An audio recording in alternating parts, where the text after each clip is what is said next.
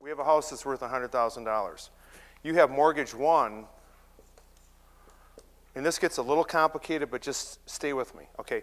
You got mortgage one, and your first mortgage is $100,000, right?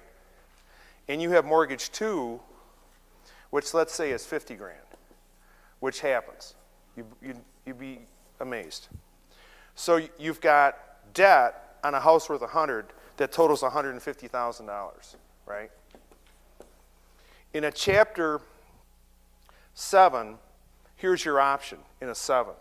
In a chapter 7, you can elect to discharge the monetary obligation, because a mortgage is two things. It's a promissory note, I promise to pay, and then in consideration for the cash that they give you, you give them a mortgage. So they've got a lien on the property with your mortgage. And this happens a lot. In a chapter 7, you can discharge that obligation and just let the lien ride and let your heirs take care of it when you pass. Or when you decide to sell, you let the title company locate mortgage two and you try to cut a deal with them to get a release. So that happens. That happens more than you think, because they're comfortable in their house. They really don't care because they're going to retire there, and they can afford to keep paying on the first. Now, mortgage number two, you say, well, what happens if they foreclose? Well, mortgage two takes subject to mortgage one. Mortgage two, your second mortgage, is subject to mortgage one.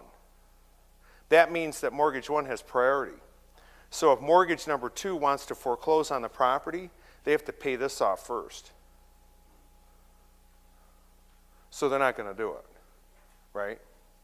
Now let's switch gears. Now we're in a chapter 13, right?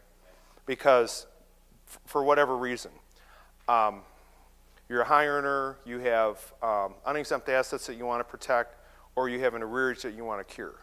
Those are the three reasons you file a third. I mean, this is really grossly oversimplified, but those are the three biggies, okay?